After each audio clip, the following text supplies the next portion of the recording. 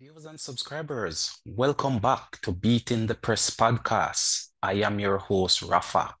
Now, coming up this evening, we're going to be reviewing that demolition job done by Mexico over Jamaica. Mexico in that semi-final of the Gold Cup, running away 3-0 winners over a strong Jamaican team. It was a very disappointing result for the Jamaicans, and it brings to an end this year's participation in the Gold Cup. Mexico moving on to the final, where they will take on Panama. Panama, who had a successful penalty shootout win over the USA in the other semifinal. So the journey for Jamaica ends here for this Gold Cup, and you know the blame game starts, and fans are looking to dissect and break down what could have been and what was in terms of Jamaica's performance over the Gold Cup, and especially in this game against Mexico. Ah, Beating the Press podcast is also here to give their input and to pretty much look back at what transpired in that match and how Jamaica, progresses forward after such a disappointing way to exit the tournament. No surprises in terms of Helgrimson's starting 11. In the previous show, we predicted that this was his best team on paper, and this has been the team he has been utilizing predominantly through this tournament. Blake in goal, Jovian Brown, right back, Bernard and Lowe forming that centre back pairing, and Amari Bell on the left hand side at left back. And then central midfield, he went with the combination of Latibodir and Lambert, a combination which I was especially paying keen attention to, and a combination which I pretty much predicted in the previous show. And then, of course, playing the wide roles in the midfield was Gray and Reed. And then up front, as usual, Antonio with Bailey, formulating that second striker partnership. So that was the team which Jamaica entered this one with. And from the whistle, it was all Mexico. Mexico running out of the blocks and going in front within 2 minutes of kickoff. And from there, it was a downhill spiral for the Jamaican team. And it was my fear entering this game as well that if we were to go behind in this one, it would be a very difficult task to come back just because of the way Coach Helgrimson has this team playing and the way the team is structured. The Jamaican team is really structured to play on the counter and not necessarily as a possession-based team where they would take the game to Mexico. And I question if Helgrimson could formulate a plan B just in case a plan B was needed. So said, so done. A plan B was definitely needed, and it's fair to say, just based on the result and the performance alone, that Helgrimson failed miserably in producing a plan B and changing the way in which Jamaica played and, giving a good showing of themselves. It was same old, lack of a midfield. Defenders pick it up, back passes, side passes, under pressure, they heist it up to Antonio, who was often surrounded by 2, 3 defenders. Not much he could do in terms of hold-up play and bringing other players into the game. And that was the case throughout this 90 minutes. Mexico came with a plan, defended well, doubled up on Antonio, not allowing him to utilize his strength, his pace, not allowing him to bully the defenders off the ball. And with that early goal, It really gave Mexico the impetus, and Jamaica had no answers. The players had no answers. The coaching staff had no answers. And in my opinion, this is where Jamaica is at this point in time in terms of our football. This was a fairly strong Mexican team. I would say this Mexican team is close to their best selection. Maybe one or two players may be missing, but this is a very strong Mexican team. This is representative of their best team they have to offer at this point. Likewise, the Jamaican team. This is Jamaica's best team on paper.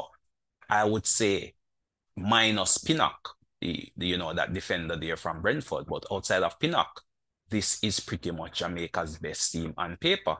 And we can see the gulf in class in terms of the result. Mexico running away 3-0 winners. And to me, this is a clear reflection of the gulf in class between the two teams. Presently, I thought Hal Grimson throughout the tournament got the best out of this Jamaican team. And in reality, this is as far as this team could go with the personnel they have and with the style of play they are currently displaying. A semi-final in a Gold Cup against a strong Mexican outfit. I thought Hal Grimson did well enough to take the team this far in the competition, and this would have laid a good foundation going forward. Let's hope the team would have developed some chemistry. The team would have developed a playing style and a playing philosophy under Hal Grimson. And it is now up to the JFF, their scouting network, Coach Hal Grimson, to really go shopping. We could see midfielders is what this team require. Players who are able to pass the ball, players who are able to handle the ball in the middle of the park. This game reflected that weakness in Jamaica clearly, and that is definitely where this team needs strengthening. We need to be able to take better care of the football, especially in the middle of the park, and possess the ball a bit. Pass the ball around, build the play from the back, and take it to teams. Currently, in as to how this team is currently structured, the midfield is lacking. Latibodier and Lambert are obviously not good enough. Again, we saw when the team came under pressure, it was back passes, side passes, no one able to turn and play some forward balls, some vertical passes going forward. And again, at halftime, we saw where Lambert was withdrawn and replaced at the halftime break. Hal Grimson trying to, get a reaction from the team. At this point in time, the team was now 2-0 down. Mexico again striking in and around the 20th minute from a brilliant, magnificent free kick, I would say. Possibly the goal of the tournament. There was nothing Blake could do in that Jamaican goal. And that put Mexico 2-0 up in total control of the game at this point in time, pressing and harassing the Jamaican players all over the pitch. And halftime could not come soon enough because this team needed to reshape their thinking. The coach needed to rethink his tactics and come forward halftime with a plan B. So some early substitutions were made at halftime. And I would say for the first 10 minutes, there was a good reaction from the Jamaican team. You could see a little difference in energy, a little difference in terms of the impetus that the players were playing with. And he also made a tactical change where Lambert was replaced and Bobby Reid dropped off in the middle. And then, of course, Nicholson came on as well. And you could see somewhat of, as I said, you could see a positive change. But of course, this positive change only lasted about 10 minutes. After that 10 minutes, and after Mexico managed to weather the storm of these 10 minutes, it was back to business as usual. players playing long balls, Mexican team hurrying them, harassing them, midfielders not being able to take control or take charge of the midfield to dominate the midfield. Jamaica totally lost that midfield battle. And the writing was really on the wall. And at this point in time now, the Jamaican team was pressing forward. And late in the game, Mexico found the third to really kill off any hopes at all. They did not give this Jamaican team a sniff at their goal. I can't recall any clear chances being created. A few pot shots here or there, but nothing really to test the Mexican defense or Ochoa, the Mexican keeper, who was in goal. He really did not have to pull anything out of the hat in the form of any save. This was like a practice exercise of catching and distributing. And you could see the Mexican team controlling the game beautifully. Game management was at its maximum. Jamaica wanted to play with a bit of urgency. And you could just see the Mexican team just slowing it down, boiling down the clock, creating tactical fouls where necessary. It was a master class from the Mexicans in terms of game management. And Helgrimson, the coaching staff, had no answers. But as I said, I can't really put much blame on the coach. From my point of view, the coach did his best with the available personnel at his disposal. There was no one on the bench who could make any significant difference in terms of the outcome of this game. Nicholson came on, tried as he may, nothing came off for him.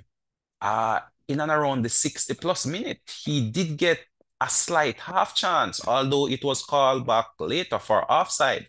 But the lack of composure in the box, he just powered a shot and it went way wide and over the bar. Even if that shot was on target or even hit the back of the net and it was chalked off for offside, that could have provided some sort of psychological advantage for this Jamaican team, but it was not to be. So Nicholson came on. I would say another subpar game by his standards or by the standards we are anticipating. Antonio, try as he may in this game, again, came away without a goal in this tournament. Strikers are judged on the goals they score. And as a striker, you could say for Jamaica, he failed in this tournament. He does bring more than just goal scoring to the team, I must say. His energy is contagious. He has a very high work rate. He has provided some assists. And, he is very strong and able to hold up the ball at times and somewhat facilitate the way in which this Jamaican team is playing. But leaving this tournament without a goal needs to be looked at with a certain level of scrutiny. But as far as I see, he is still the best forward Jamaica has to offer currently. You can definitely see the gulf in class between himself and Nicholson. These are two players on two different levels, and that was quite obvious in this game. Again, other players who you would have thought would turn up were a no-show. Bailey, nothing dazzling, nothing to write home about. Gray, I would say, had an average game, created a few chances, whipped in a few crosses, but nothing to trouble the keeper. So he had an average game, I would say. Looked dangerous at times, but the Mexicans quickly close him down and nullify any sort of effect or impact he may have had in determining the outcome of this match. So I would say a well-deserved victory for the Mexicans. They played well. They came with a game plan, which was to nullify Antonio, to press high on the Jamaican team, which they did, I would say, successfully throughout the entire game. Oftentimes the Jamaica would just hit the ball aimlessly upfield. And this was obviously the plan of the Mexicans, and it worked to perfection. Again, Lowe was very rash in certain tackles, and it is one of these rash tackles which he gave away that free kick on the top of the 18, and the Mexicans buried it in the back of the net. So Lowe, he needs definitely to work on his composure, especially as a defender. You don't have to make every tackle. Sometimes it is best to contain the player. And I feel this is lacking in Lowe's game. He is running in, trying to win every challenge, which in football, that is not possible.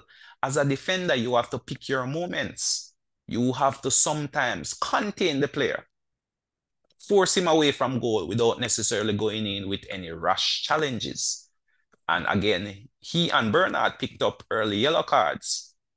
And then some way, maybe 10 minutes after picking up the yellow card, I saw Lowe flying in with a slight tackle. Luckily, it missed the Mexican player, or there was a call just earlier before that tackle, which Bernard picked up the yellow. But I'm thinking to myself, Lowe should be showing some sort of experience. You know, he has played a number of games now for Jamaica. He is playing in the MLS now for a number of years. Yet, mentally, he seemed to lose it at times. You know, he has these moments of madness. And luckily, this was a moment of madness that he managed to escape without seeing a second yellow and then a red. And that would have spelled game over for Jamaica. Eventually, it really did not make a difference in this game. But going forward, this is definitely something Lowe needs to work on. The coaching staff need to sit him down and talk to him, you know, about these challenges. You know, they need to show him the game tape, break it down for him, and he should be showing a greater level of maturity as a senior member of this Jamaican squad, in my opinion. And we really did not see that. Rash challenge could have met with a second yellow and a sending off. But overall, looking forward, you know, the Gold Cup is now behind us. There is no third place playoff. The final is now on Sunday, where Mexico will take on Panama.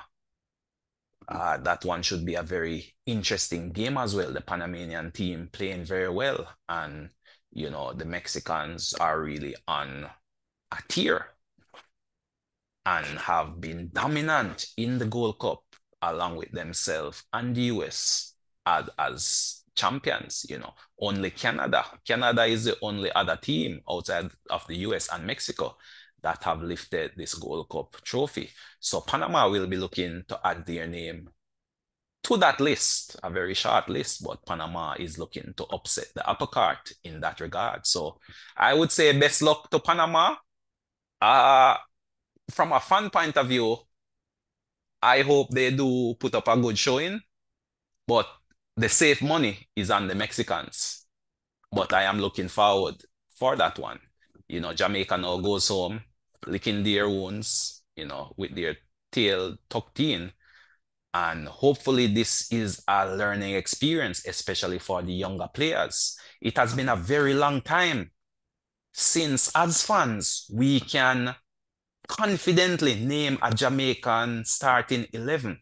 You can now buy a Jamaican jersey and put the likes of a Lowe or a Bell or a Bailey on the back of your shirt, feeling confidently they are in the fold and part of the core of the team going forward. So to me, that is something positive to take away from this tournament. I believe the coach now has a base on which he can launch a World Cup qualifying campaign. He has pieces to the puzzle right now, and it is just now up to the JFF and the coach to find the missing pieces to plug the areas of weaknesses in the team and take this team to the next World Cup. Now, of course, if Jamaica is unable to qualify for this World Cup, to me, might as well they just pack it up. The next World Cup is taking place in Mexico, USA, and Canada. Those three teams are automatic qualifiers. The number of teams participating in the World Cup has also been expanded. Now, with the big guns already secured in their automatic qualification, if Jamaica as a nation in CONCACAF cannot qualify for this World Cup in the United States, Mexico, and Canada, might as well we pack it up thereafter. Football is not our sport. Let's stick to track and field, netball.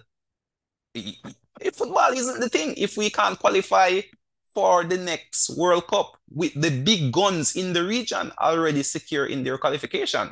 In other words, we will be battling it out between the likes of Panama, Costa Rica, El Salvador, Guatemala, Nicaragua, Trinidad, Guadeloupe. These are teams ranked way below Jamaica in the FIFA rankings. So if we're unsuccessful in our qualifying campaign, I would say Jamaicans, pack it up. Let's move our focus and zone in on track and field. That's one of the sports we've been very successful at. Let's put all our attention there because obviously football is not our thing. So that is my view. So I wish the team the very best of luck. I thought the coach and the coaching staff did a fair job. I would not kill them. I thought they did the best with the cards they had. But this should be a learning experience for them. This should be a telling tale that you need a plan B. If the long ball of bypassing the midfield up to Antonio, playing it to the wingers, isn't working, then we need to be able to change successfully into a different approach and a different way of playing and an execution of a plan B. The Mexicans, they studied us and they strategized and they say, hey, you're not going to beat us playing this long ball type of game, which you have been playing throughout the tournament. Let's see what else you can do. And we could do nothing else. So their plan worked successfully, magnificently. Our plan A failed, and there was no response from the coaching staff, try as they may, to successfully implement a different way of playing. And this could have been down to the personnel they have at their disposal as well. You can only do so much. I believe the coach came up with a system of play which took advantage of our best players and their assets they have to offer. So this team, as it is constructed now, I believe is the best version of Jamaica based on the personnel available. We have no midfield. We have to call a spade a spade. The two midfielders, Lambert, Latibodier, are there for defensive purposes. They are very weak in terms of ball handling and in terms of moving the ball, transitioning the ball from defense to attack. That is one of the key roles of a midfielder. Transitioning, picking up the ball off the defense, turning and making forward passes. That one's non-existent in this Mexican game. They would try to pick it from the defense, but could not turn successfully. So it would be a wall pass back to the defender or a side pass. Very few times were they able to turn, look up, and play a forward ball. And that is where we lost the game.